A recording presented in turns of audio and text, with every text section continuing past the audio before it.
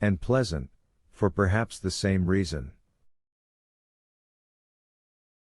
What did you want to ask my husband, Holt? Well, I already talked to him once, you know, although I'm not sure he'd remember if he was still alive.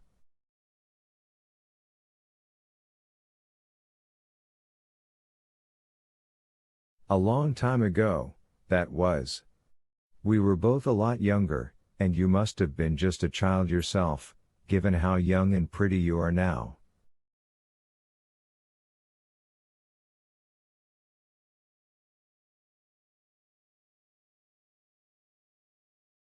She gave him a chilly spare-me smile, then got up to pour herself a fresh cup of coffee.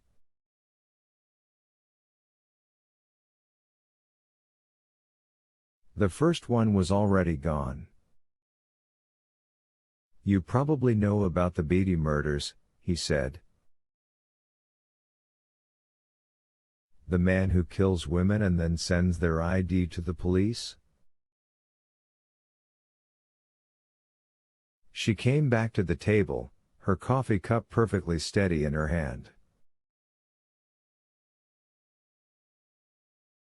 The newspapers dine out on that one.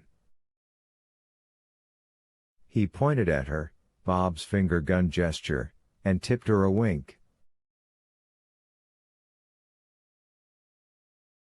Got that right? Yes, sir. If it bleeds, it leads, that's their motto. I happened to work the case a little.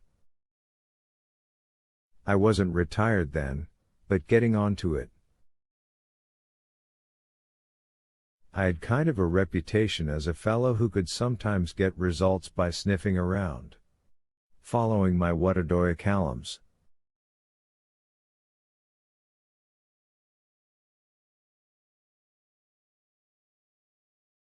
Instincts? Once more with the finger gun. Once more with the wink. As if there were a secret, and they were both in on it. Anyway, they send me out to work on my own, you know, old limping Holt shows his pictures around, asks his questions, and kind of, you know, just sniffs.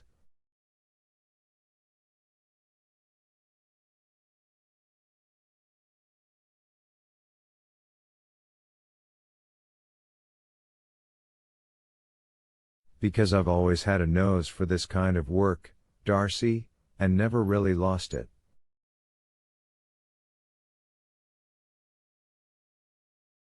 This was in the fall of 1997, not too long after a woman named Stacy Moore was killed.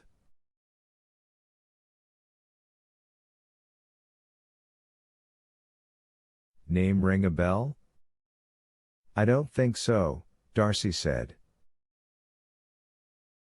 You'd remember if you'd seen the crime scene photos.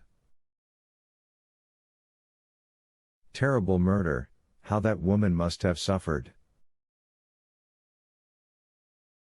But of course, this fellow who calls himself Beatty had stopped for a long time, over 15 years, and he must have had a lot of steam built up in his boiler, just waiting to blow.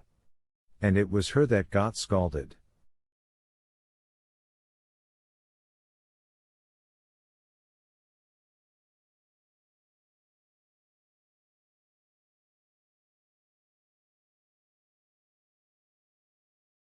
Anyway, the fella who was SAG back then put me on it.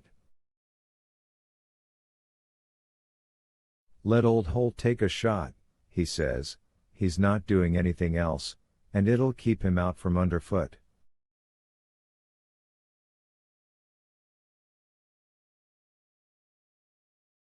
Even then old Holt was what they called me. Because of the limp, I should imagine. I talked to her friends, her relatives, her neighbors out there on Route 106, and the people she worked with in Waterville.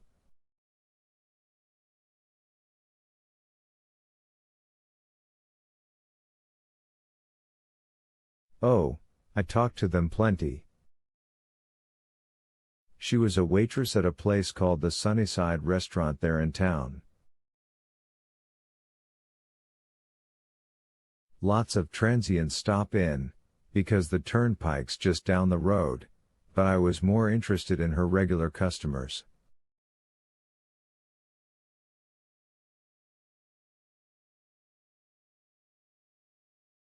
Her regular male customers. Of course you would be, she murmured. One of them turned out to be a presentable, well-turned-out fella in his mid or early 40s.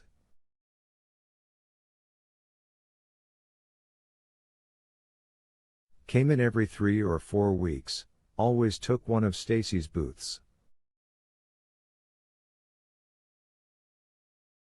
Now, probably I shouldn't say this, since the fella turned out to be your late husband, speaking ill of the dead, but since they're both dead, I kind of figure that cancels itself out, if you see what I mean. Ramsay ceased, looking confused.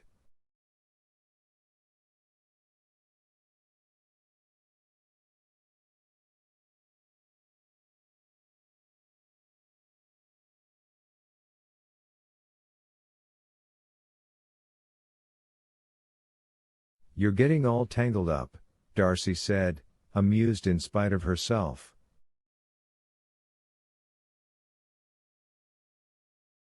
Maybe he wanted her to be amused. She couldn't tell. Do yourself a favor and just say it, I'm a big girl. She flirted with him? Is that what it comes down to? She wouldn't be the first waitress to flirt with a man on the road, even if the man had a wedding ring on his finger.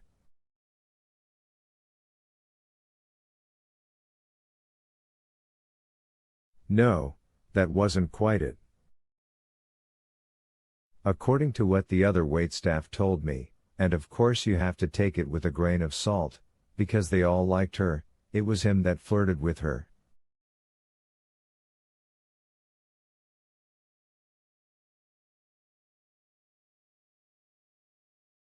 And according to them, she didn't like it much. She said the guy gave her the creeps. That doesn't sound like my husband. Or what Bob had told her, for that matter. No, but it probably was. Your husband, I mean. And a wife doesn't always know what a hubby does on the road, although she may think she does.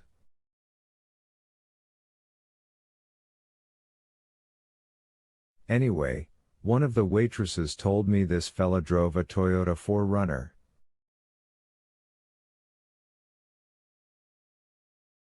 She knew because she had one just like it. And do you know what? A number of the Moore woman's neighbors had seen a 4Runner like that out and about in the area of the family farm stand just days before the woman was murdered.